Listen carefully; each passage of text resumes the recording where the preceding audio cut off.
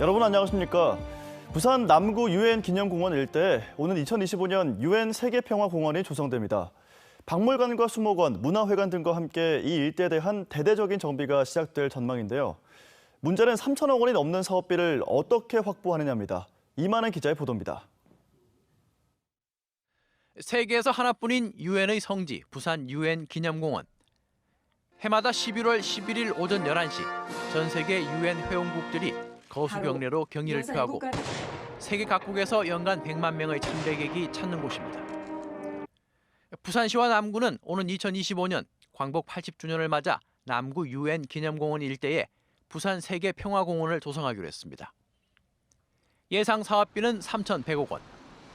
부산 박물관과 대연 수목원, 문화회관 등과 함께 이 일대를 문화거리로 정비한다는 계획입니다. 당장이 보기에는 고물상이라든지 교회라든지 불편한 시설이지만 더 큰 틀에서는 역사 문화 미관지구를 해제하여 그 주변과 인프라 맞추어서 같이 개발해야 된다고 생각합니다. 문제는 국비 확보입니다. 부산시는 당초 유엔 기념공원 인근에 전쟁사 박물관을 건립하기 위해 국방부 측과 협의를 벌여왔습니다. 그러나 국방부에서는 난색을 표한 것으로 알려졌고 이에 따라 부산시는 국가보훈처와 다시 협의를 시작해야 할 형편입니다. 피난 수도라는 의미에서 우리 얘기를 했는데 좀 그래 좀 치우기 다 해오다가 좀 남북 관계가 되면서 조금 약간 주춤한 상태거든요. 지역 정치권은 유엔 평화공원 조성을 위해 초당적 협력을 약속한 상황. 자유민주주의 성지이자 세계 평화의 상징인 유엔 기념공원에 평화공원 조성이 차질 없이 진행될 수 있을지 지켜볼 일입니다. MBC 뉴스 이만흥입니다. 정년이 되기 전에 명예퇴직 신청을 통해 교단을 떠나는 선생님들이 늘고 있습니다. 사명감을 갖고 시작한 교직을 이처럼 일찍 포기하고 떠나는 선생님들의 속사정은 무엇일까요? 정세민 기자가 들어봤습니다. 교단을 떠나는 선생님들이 늘고 있습니다. 그것도 경험이 많은 중년의 교사들의 퇴직이 늘고 있습니다. 부산교육청에 따르면 올해 교단을 떠나는 명퇴 신청 교사는 734명으로 지난해 568명에 비해 무려 30% 가까이 증가한 것이며 지난 2016년 이후 4년 연속 증가 추세입니다. 여기에는 교권의 추락과 교육과정 개편에 따른 부적응, 학교 폭력 등 생활 지도에 대한 부담감 등이 주요 원인으로 작용했다는 분석입니다. 교육 과정에 대해서 좀 부담을 많이 느끼고 있는 것 같고 또 이제 교권이 하락이 좀 많이 되면서 이제 학교 폭력이라든지 또 미투 관련으로 해서 생활 지도에 관해서 상당히 좀 어려움을 겪고 있습니다. 특히 교권 추락의 가장 큰 원인으로 지적되는 것이 바로 교권 침해.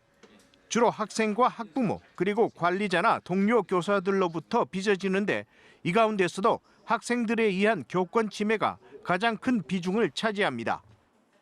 교사에 대한 폭언이라든지 그다음에 그 교사의 학생 지도에 대한 불응, 이런 불손한 태도 등으로 인한 명예훼손이 가장 많은 비중을 차지하고 있고 60% 정도의 비중을 차지하고 있습니다.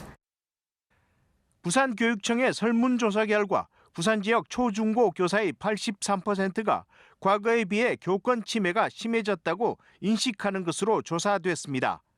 또 교사 10명 가운데 4명은 교권 침해를 당해도 별다른 조치 없이 넘어가는 것으로 인식하는 것으로 나타났습니다. 무너진 교권에 대한 회의감이 교사들이 일찍 교단을 떠나게 하는 원인으로 분석됩니다. 흔히 학생과 교사, 학부모를 교육의 3주체라고들 얘기합니다. 경험 많은 교사들의 잇따른 퇴직으로 교육계 전체가 흔들리는 상황은 피해야 하겠습니다. MBC 뉴스 정세민입니다. 부산의 부동산 경기가 장기 침체 늪에서 빠져나오지 못하고 있습니다. 지난달 부산 지역 미분양 주택은 5,220가구로 전달보다 181가구 줄었지만 올해 1월 이후 5개월 연속 5,000가구를 웃돌고 있습니다. 또 분양시장도 얼어붙어 올해 2분기까지 부산에서 신규 청약을 받은 8개 단지 가운데 5곳이 순위 내 청약에서 미분양이 발생했습니다. 신규 청약뿐만 아니라 주택 매매 거래도 감소해 5월까지 거래 건수가 16,600여 건으로 지난해 같은 기간에 비해 28.4% 감소했고 아파트 매매 가격도 지난 2017년 9월 이후 91주째 하락세를 이어오고 있습니다. 부산시가 승용차 요일제 시스템 개선 사업을 완료해 내일부터 시행에 들어갑니다. 우선 요일제 참여 차량 운행을 감지하는 장치를 현행보다 3배로 대폭 확대해 운행 감지 사각지대를 해소하고 요일제 신규 가입 시 차량을 직접 가져가지 않고 전자인증표 부착 사진만 제출해도 등록이 가능하도록 개선했습니다. 또 여름 휴가철과 폭염 기간인 7월 말부터 8월 초에는 운휴일에도 운행이 가능해집니다.